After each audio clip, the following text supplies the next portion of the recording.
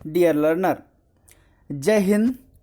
स्वागत है आप सभी का आज के इस स्पेशल एजुकेशन क्वेश्चन बैंक यानी कि विशेष शिक्षा प्रश्न बैंक के MCQ सीरीज 37 यानी कि 37वीं सीरीज, जो कि बहुत ही ज़बरदस्त प्रश्न होंगे, जिसमें आपको इससे पहले जितने भी प्रश्न बनाए जा चुके हैं, जितने भी सीरीज बनाई जा चुकी हैं, आप सब ने उनको बहुत देखा है, बहुत ही प्यार दिया है।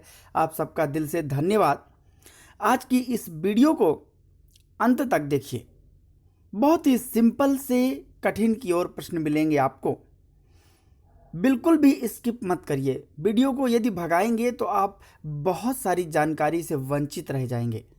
इसलिए वीडियो को पूरा देखिए, अंत तक देखिए, ताकि आप जानकारी को हासिल कर सकें और आप विभिन्न प्रकार के एग्जाम में उसका लाभ उठा सकें। तो चलिए आज के इस वीडियो को स्टार्ट करते हैं, जो कि बहुत ही धमाकेदार होने वाली है। ये रहा आपके सामने आज का पहला सवाल।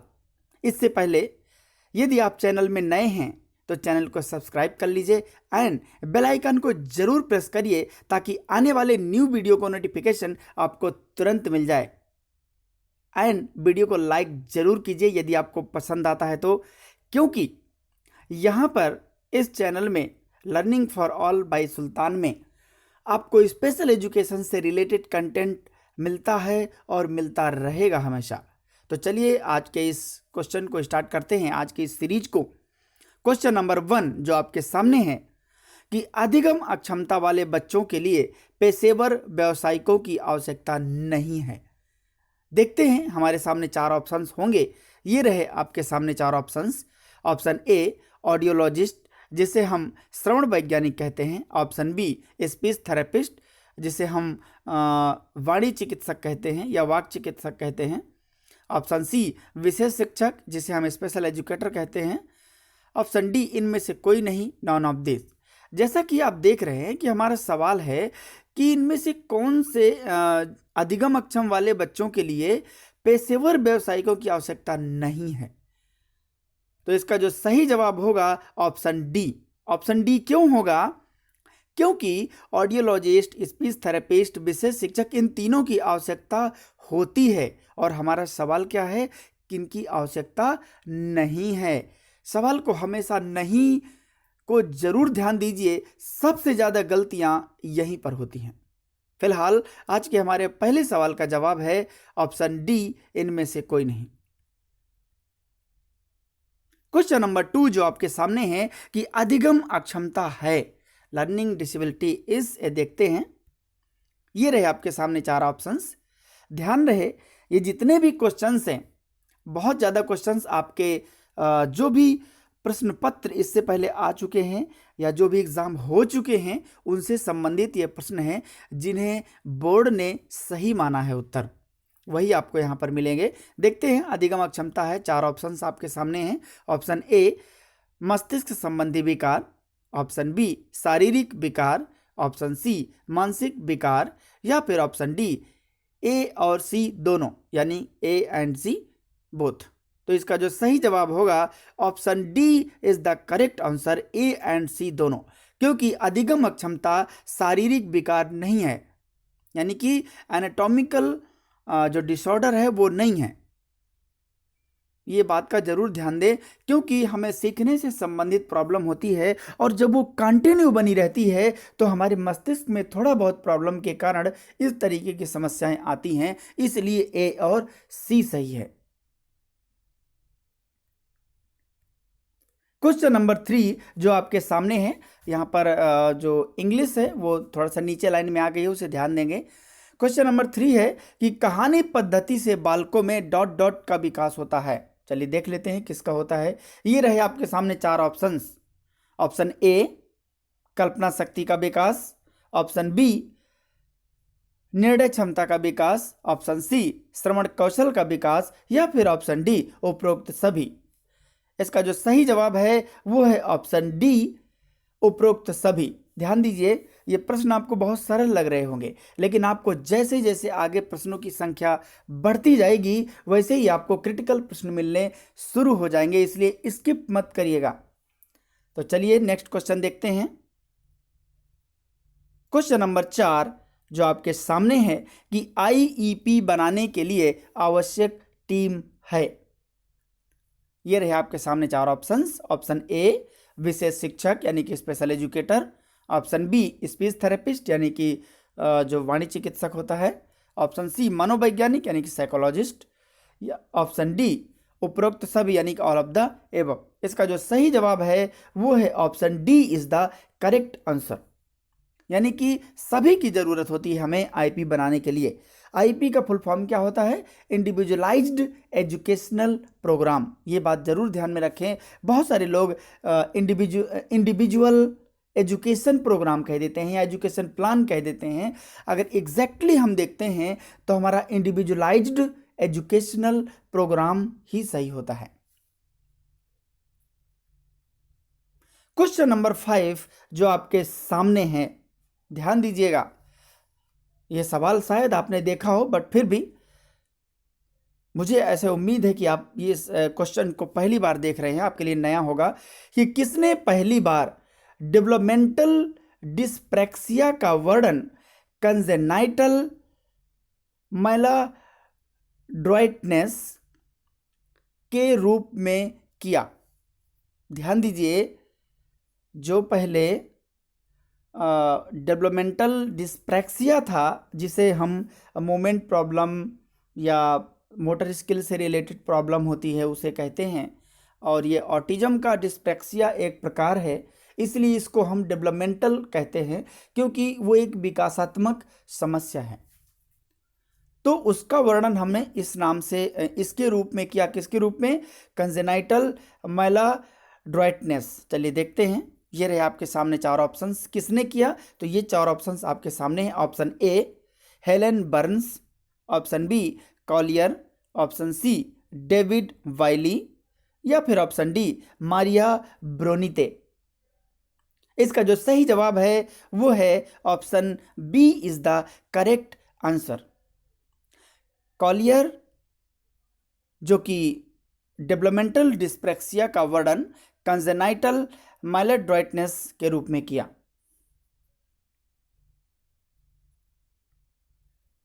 ये रहे आपका क्वेश्चन नंबर 6 जो आपके सामने है। ध्यान दीजिए, मैंने कहा था क्वेश्चंस की जैसे जैसे संख्या बढ़ेगी वैसे ही आप अगर स्किप कर देंगे तो आप बहुत सारी जानकारी से वंचित रह जाएंगे। चलिए देखते हैं क्वेश्चन नंबर 6। क्लांजी चाइल्ड्स सिंड्रोम का दूसरा नाम। ध्यान दीजिए, ये रहे आपके सामने 4 options. Option A motor learning difficulties, option B agnosia, option C aphasia, या फिर ऑप्शन डी डिसकैल्कुलिया।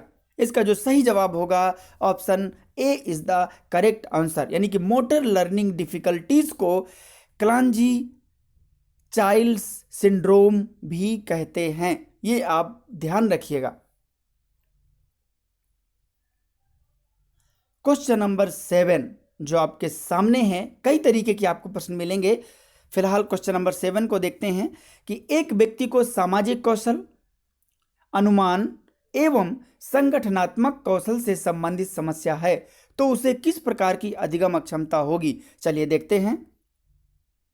ये रहे आपके सामने 4 ऑप्शंस। ऑप्शन ए अशाब्दिक अधिगम अक्षमता, option B dyspraxia, option C dyskinesia, option D dyslexia. इसका जो सही जवाब है वो है option A is the correct answer, यानी कि अशाब्दिक अधिगम अक्षमता है यदि वो सामाजिक कौशल को नहीं व्यक्त कर पाता, अनुमान नहीं लगा पाता, या संगठनात्मक कौशल संबंधित समस्या है तो नॉन वर्बल लर्निंग डिसेबिलिटी के अंतर्गत आता है, वर्बल के अंतर्गत नहीं आता है। दूसरा जो ऑप्शन बी है डिस्प्रैक्सिया, आप जानते हैं कि मूवमेंट रिलेटेड प्रॉब्लम है, मोटर स्किल रिलेटेड प्रॉब्लम है।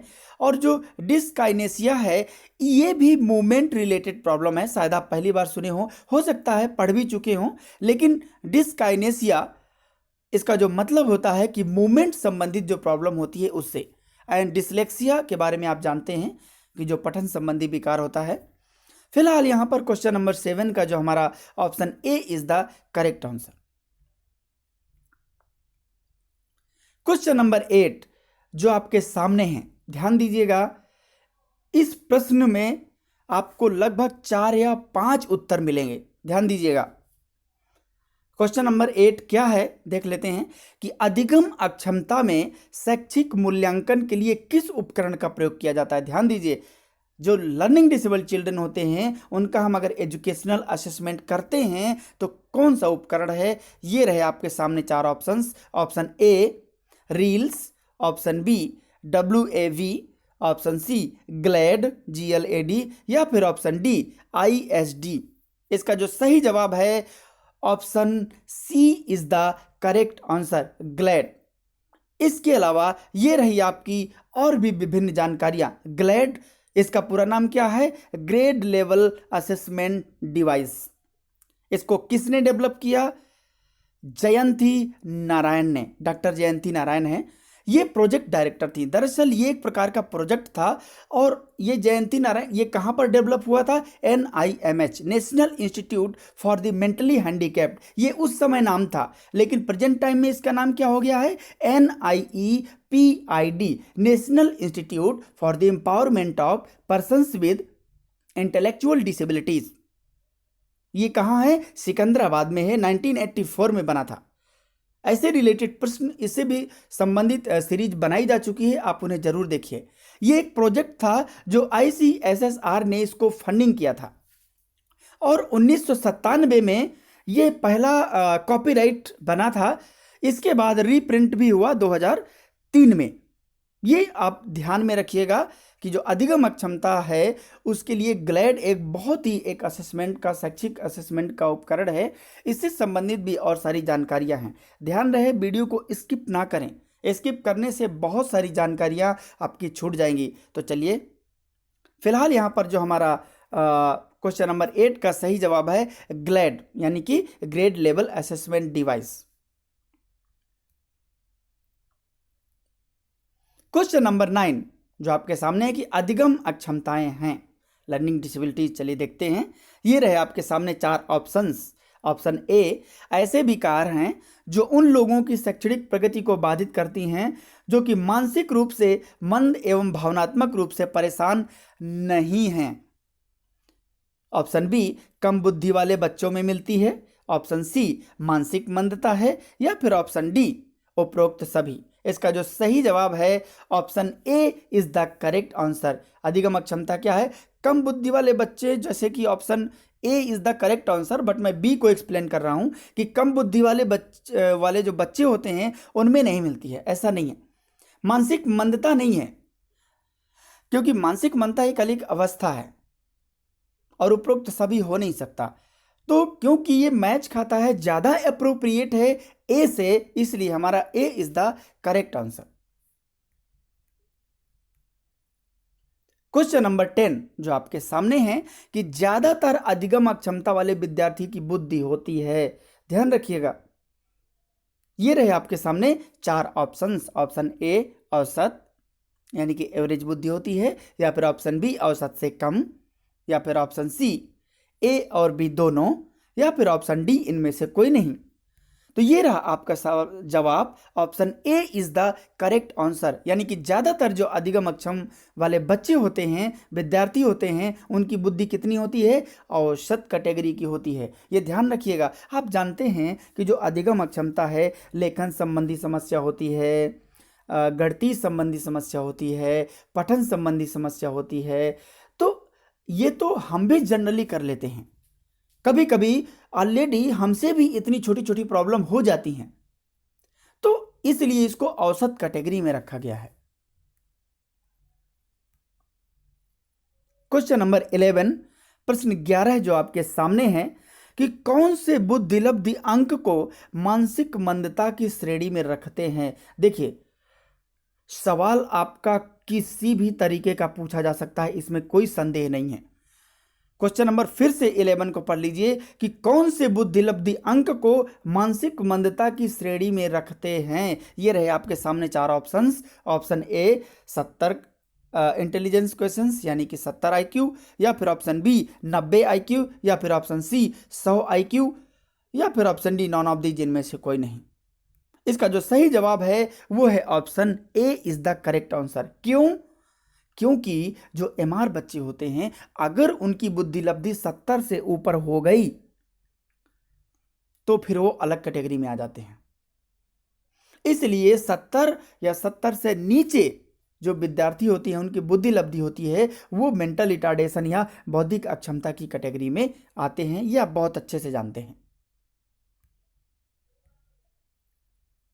क्वेश्चन नंबर 12, 12वां प्रश्न जो आपके सामने है कि मनोवैज्ञानिक वर्गीकरण के आधार पर मानसिक मंदता को कितने भागों में बांटा गया है। आप जानते हैं कि मानसिक मंदता या बौद्धिक अक्षमता को 3 भागों में, यानी 3 भागों में वर्गीकृत किया गया है। कौन कौन से? एक मेडिकल, दूसरा साइकोलॉजिकल और तीसरा एजुकेशनल। बिल्कुल सही सुना आपने।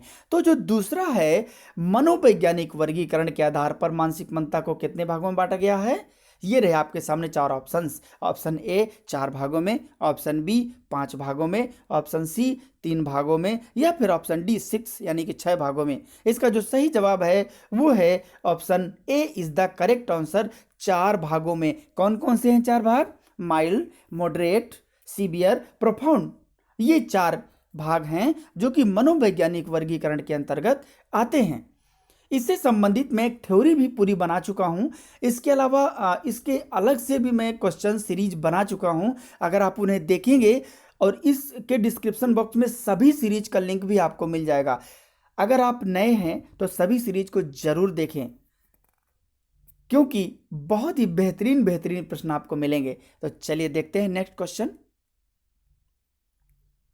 क्वेश्चन नंबर 13 जो आपके सामने है, बिल्कुल नया आपके लिए है कि स्मिथ 1974 के अनुसार कौन एक मनोशैक्षिक आकलन के चरणों में शामिल नहीं है। जो साइको एजुकेशनल असेसमेंट होता है, कौन सा उसके स्टेप्स या स्टेजेस में शामिल नहीं है। चलिए देख लेते हैं। ये रहे आपके सामने 4 ऑप्शंस। ऑप्शन ए विशेष आवश्यकता वाले बच्चों की पहचान, ऑप्शन बी आकलन की उपयुक्त प्रविधियां, ऑप्शन सी शैक्षिक योजना का विकास, या फिर ऑप्शन डी उपयुक्त तकनीकी सहायता का प्रयोग।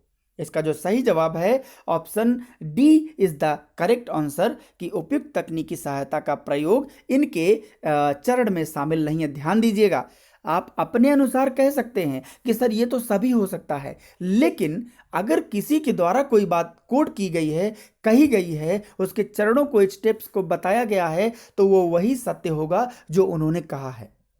ये बात हमेशा ध्यान रखें। वहां अपना ज्ञान अगर हम मिला देते हैं तो वो नुकसान करता है, क्योंकि वो किसी के अनुसार है। उसको आप गलत साबित करने के लिए आपके पास पूरा प्रूफ होना चाहिए। उसने किस सन में 1974 में कहा था, हो सकता है उस समय हम जन्म ही ना लिए हों। तो ये भी एक अपने आप में बड़ी बात है।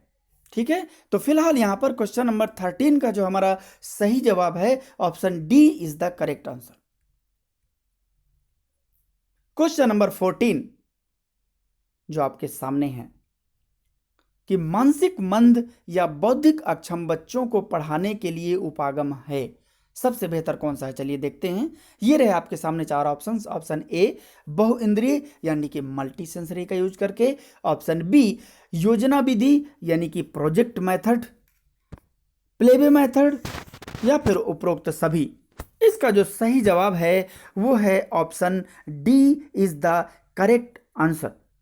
क्यों सही है डी? आप जानते हैं कि जो मल्टी सेंसरी होता है, यानी कि जो हमारी 5 इंद्रियां होती हैं, उन सभी का प्रयोग करके हमें बौद्धिक अक्षम बच्चों को पढ़ाना चाहिए। क्यों पढ़ाना चाहिए? क्योंकि उससे रुचि उत्पन्न होती है।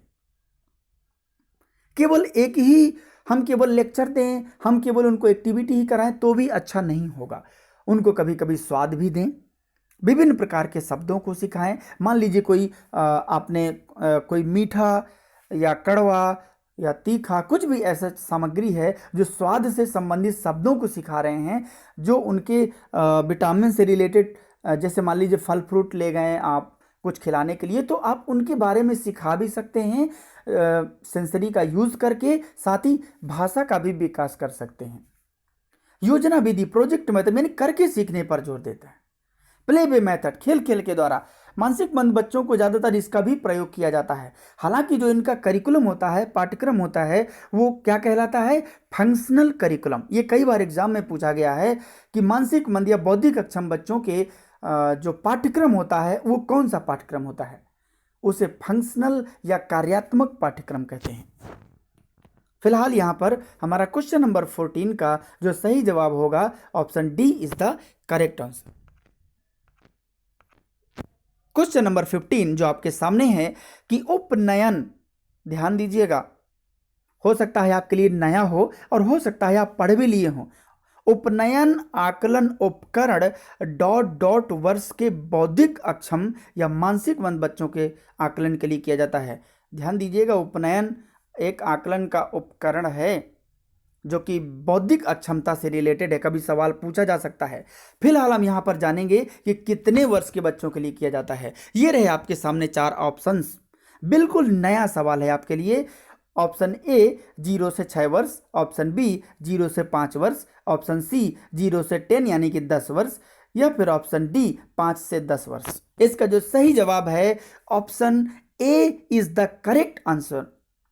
0 से 6 साल तक के जो बौद्धिक अक्षम बच्चे होते हैं उनमें उपनयन आकलन उपकरण, जो उपनयन असेसमेंट टूल होता है, उसका हम यूज करते हैं। बहुत जल्द मैं आपके लिए एक ऐसी सीरीज लेकर के आऊँगा जिसमें केवल असेसमेंट टूल से रिलेटेड ही क्वेश्चंस होंगे। बहुत जल्द आपको मिलेगी, चिंता ना करें। सीरीज आने में लेट हो जाता है कुछ टेक्निकल प्रॉब्लम्स के कारण, बट आपको सीरीज जरूर मिलेगी क्योंकि आप पसंद करते हैं वीडियो को। दोस्तों, दूसरों तक भेजने में बिल्कुल भी गलती ना करें, शेयर जरूर करें, उससे मोटिवेशन मिलता है। तो चलिए देखते हैं नेक्स्ट क्वेश्चन। क्वेश्चन नंबर 16 जो बहुत ही सरल क्वेश्चन है क्योंकि एक जैसे क्वेश्चन नहीं हो सकते। चलिए देखते हैं कि 35 से 50 आईक्यू वाले बच्चे किस वर्गीकरण के अंतर्गत आते हैं। ये जो ऐसे बच्चे होते हैं जो मानसिक मंद बच्चे होते हैं, तो 35 से 50 आईक्यू वाले किस वर्गीकरण में आते हैं? क्योंकि ये साइकोलॉजिकल वर्गीकरण के अंतर्गत आता है हमारा आईक्यू, और जिसमें माइल्ड, मॉडरेट, सीवियर, प्रोफाउंड, ये आपके सामने 4 ऑप्शंस हैं। Option A mild, option B moderate, option C severe, या फिर ऑप्शन डी प्रोफाउंड। तो इसका जो सही जवाब होगा option B is the correct answer, यानी कि हमारा सही जवाब क्या है? बी सही है, मॉडरेट।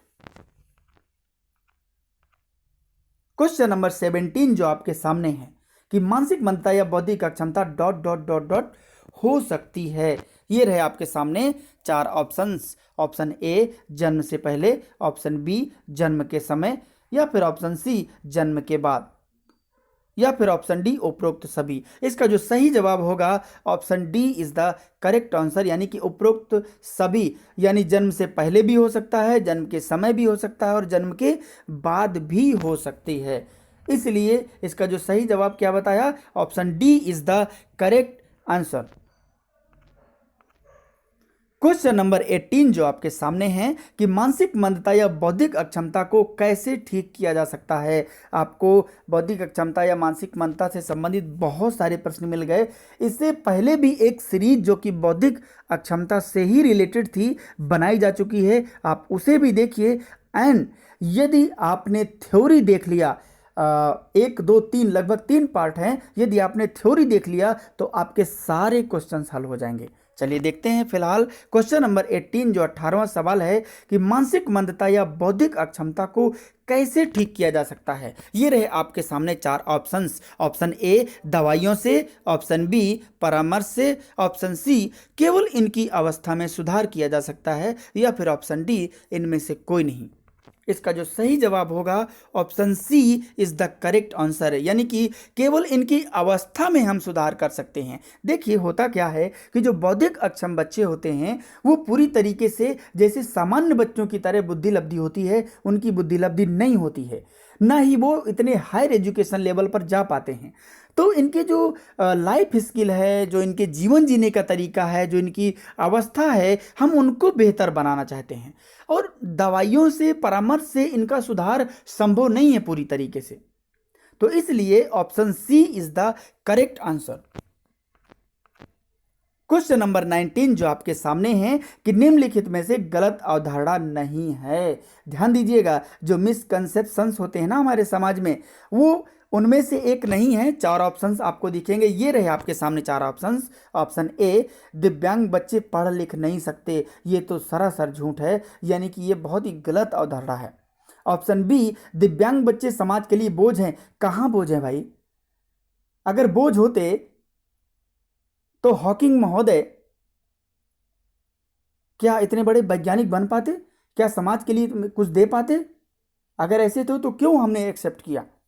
हेलेन केलर जो एक डिफ ब्लाइंडनेस थी, अपने क्षेत्र में मानी जाती है, वो पहले ग्रेजुएट लेडी थी जो डिफ ब्लाइंड होते हुए भी इतना कुछ किया। लुइस ब्रेल जो कि ब्रेल का निर्माण किया उन्होंने, ताकि जो भी बियाई बच्चे हैं वो पढ़ लिख सकें। समाज के लिए कितना कुछ किया इन्होंने। गौकर्ण पाटिल, मैं नाम बता रहा हूं, ये जगत गुरु रामभद्राचार्य दिव्यांग यूनिवर्सिटी से पढ़े हुए हैं, मैं पर्सनली इनको जानता हूं। ये दोनों हाथ इनके नहीं हैं, ये बोल नहीं सकते, सुन नहीं सकते, और इनको पैर में भी प्रॉब्लम है। ध्यान दीजिए, इतनी प्रॉब्लम के कारण भी नंबर 1 के आर्टिस्ट हैं। बहुत अच्छी पेंटिंग करते हैं। राष्ट्रपति अवार्ड जो प्रतिभा देवी सिंह पाटिल हैं उनके द्वारा मिल चुका है। तो इसलिए समाज के लिए बोझ है, ये एक गलत धारणा है। बहुत जल्द मैं आपको गलत धारणाओं से रिलेटेड भी एक कॉन्सेप्ट का वीडियो भी लेकर के आऊँगा, चिंता ना करें। ऑप्शन सी, दिव्यांग बच्चे भी समाज में अपना योगदान देते हैं, दैट इज गुड पॉइंट। ये हमारा दिव्यांग बच्चे भी समाज में अपना योगदान देते हैं, गलत अवधारणा यही नहीं है, बाकी सब गलत अवधारणाएं हैं। ऑप्शन डी, उपयुक्त सभी। तो इसलिए हमारा जो सही जवाब है option C is the correct answer. C क्यों? क्योंकि दिव्यांग बच्चे भी समाज में अपना योगदान देते हैं, बिल्कुल देते हैं, ऐसा नहीं है कि नहीं देते हैं। वो तो हम जागरूक नहीं हैं, इसलिए हमें ऐसा लगता है। फिलहाल यहां पर क्वेश्चन नंबर 19 का जो सही जवाब है option C is the correct answer. Question number 20 जो आपके सामने है कि प्रमस्तिष्कीय पक्षाघात को प्रभावित अंगों के आधार पर ... भागों में बांटा गया, यानी कि कितने भागों में बांटा गया है। बहुत जल्द आपको सीपी से रिलेटेड अलग सीरीज मिलेगी, बहुत जल्द मिलेगी, चिंता बिल्कुल ना करें। आपके कमेंट, आपके सुझाव मुझे प्रेरित करते हैं और मैं उम्मीद करता हूं कि मिलते रहेंगे। फिलहाल यहां पर देखते हैं क्वेश्चन नंबर 20 का कि प्रमस्तिष्कीय पक्षाघात को प्रभावित अंगों के आधार पर कितने भागों में बांटा गया है। ये रहे आपके सामने 4 ऑप्शंस। ऑप्शन ए 8 भागों में, ऑप्शन बी 5 भागों में, ऑप्शन सी 13 यानी कि 13 भागों में, या फिर ऑप्शन डी 2 भागों में। इसका जो सही जवाब है option B is the correct answer, यानी कि बी इसका सही जवाब है, यानी कि 5 भागों में प्रमस्तिष्कीय पक्षाघात को प्रभावित अंगों के आधार पर 5 भागों में बांटा गया है, इसलिए option B is the correct answer. Question number 21 जो आपके सामने है कि निम्नलिखित में से बौद्धिक अक्षम बच्चों से संबंधित उपकरण है। ध्यान दीजिएगा, फिर से आ गया बौद्धिक अक्षम बच्चों का सवाल, और उनसे संबंधित हमें उपकरण का पता लगाना है। ये रहे आपके सामने 4 options. Option A MDPS, option B FSCP, option C आरंभ, ऑप्शन डी उपरोक्त सभी। इसका जो सही जवाब है option D is the correct answer, यानी कि तीनों बौद्धिक अक्षमता से संबंधित उपकरण हैं। मैंने आपको बताया था पिछले क्वेश्चंस में जो निकल गया कि बहुत जल्द आपको असेसमेंट टूल से रिलेटेड आपको वीडियोज मिलेगी, जिसमें बहुत सारे टूल्स होते हैं जिनके बारे में आपको पता भी बिल्कुल नहीं है, उनके बारे में भी आप जान जाएंगे। और चाहे आपका DSSB का एग्ज़ाम हो, चाहे विभिन्न प्रकार के स्टेट लेवल का एग्ज़ाम हो, चाहे CTET का एग्ज़ाम हो, कहीं भी कोई सवाल आएगा फैक्ट लेवल पर आप तुरंत जवाब दे पाएंगे। वीडियो को लाइक करना ना भूलें, और अगर अभी तक सब्सक्राइब नहीं किया तो सब्सक्राइब जरूर करें, और शेयर तो धमाकेदार से करें। फिलहाल यहाँ पर क्वेश्चन नंबर 21 का जो हमारा सही जवाब है ऑप्शन डी उपरोक्त सभी। क्वेश्चन नंबर 22, ऐसे भी सवाल आपको आते हैं, बिल्कुल सही बात। सृजनशील बालक के बारे में कौन सा कथन सही नहीं है? ध्यान दीजिए, जहां पर नहीं लग जाता है उसको बहुत ध्यान से ऑप्शंस को पढ़ना चाहिए। ये रहे आपके सामने 4 ऑप्शंस। ऑप्शन ए, सृजनशील बच्चे जिज्ञासु होते हैं। ये तो बिल्कुल सही बात है, इसीलिए ये सही होगा। क्यूरियोसिटी अगर नहीं होगा तो फिर वो क्रिएटिव कैसे बनेंगे। ऑप्शन बी, सृजनशील बच्चे बहिर्मुखी होते हैं। बिल्कुल, बहुत ही एक्सट्रोवर्ट होते हैं, ऐसा नहीं है कि अपने में ही खोए रहते हैं, ये पूरे समाज के बारे में चिंतन करते रहते हैं। ऑप्शन सी, सृजनशील बच्चे साहसी नहीं होते। क्यों भैया, अरे साहसी नहीं होंगे तो कर क्या पाएंगे। यही लगता है कि गलत होगा। फिलहाल डी भी देख लेते हैं, सृजनशील बच्चे महत्वाकांक्षी होते हैं। बिल्कुल होते हैं। इसका जो सही जवाब है option C is the correct answer, क्योंकि हमारा जो क्वेश्चन है कि कौन सा कथन सही नहीं है, तो सृजनशील बच्चे साहसी नहीं होते हैं, बिल्कुल ऐसा नहीं है, इसलिए हमारा यही ऑप्शन सही होगा। क्वेश्चन नंबर 23 जो आपके सामने है, ध्यान रहे आप क्वेश्चंस को हल जरूर करें और कमेंट में बताएं कि आपके कितने सवाल सही निकले। क्वेश्चन नंबर 23 जो आपके सामने है कि निम्नलिखित में से कौन सी विशेषता मेधावी बालक की नहीं है, यानी कि जो प्रतिभाशाली बच्चे होते हैं उनकी कौन सी कैरेक्टरिस्टिक्स नहीं है। ये रहे आपके सामने 4 ऑप्शंस। ऑप्शन ए, ध्यान को व्यापक रखना, यानी कि ब्रॉडन द फोकस। बिल्कुल, इनका फोकस तो भैया रहता ही है, ये गलत कैसे हो सकता है। प्रायः गंभीर प्रश्न पूछते हैं, ऑफन मतलब ज्यादातर गंभीर प्रश्न। क्यों? क्योंकि वो उसी प्रवृत्ति के बच्चे हैं, सिंपल उनको आता ही नहीं है, क्योंकि वो गिफ्टेड हैं। गिफ्टेड किस बात के? फिर क्वेश्चन ऑप्शन सी कि पाठ्य पुस्तक को ही सीखने का केंद्र बिंदु मानता है। ये जहां पर को ही लग गया ना, ये नकारात्मकता में चला जाता है। जहां पर केवल लग जाता है वहां पर नकारात्मकता में चला जाता है। इन चीजों को बहुत ध्यान रखिए। ऑप्शन डी, उच्च स्तर के भी व्यवहारिक एवं अव्यवहारिक प्रश्न पूछता है। बिल्कुल सही बात है। अव्यवहारिक कैसा होता है? मतलब कुछ ऐसे जो रिलेट करते हैं व्यवहारिक से, लेकिन ऐसा लगता है कि वो गलत है। बिल्कुल नहीं, वो हर क्षेत्र के बारे में सोचना चाहते हैं, समझना चाहते हैं, जानना चाहते हैं, इसलिए वैसा प्रश्न पूछते हैं। अगर पूछ लिया कि क्या किसी को मारना चाहिए, तो कोई बुरी बात थोड़ी है, तो सामने वाला उसे समझा सकता है। जो टीचर है या माता पिता हो सकते हैं, बड़े बुजुर्ग व्यक्ति हो सकते हैं, या उसका मेंटर हो सकता है, कोई भी हो सकता है, उसे समझा सकते हैं कि ये बहुत बुरी बात है, गलत बात है, किसी को मारना नहीं चाहिए। लेकिन अपने बचाव के लिए जब जरूरत हो तो ये कदम भी उठाना चाहिए। फिलहाल यहां पर जो हमारा सही जवाब होगा option C is the correct answer, कि पाठ्य पुस्तक को ही, जहां पर को ही लग गया ना, मतलब केवल वही है, इसके अलावा कुछ नहीं, यही तो गलत है।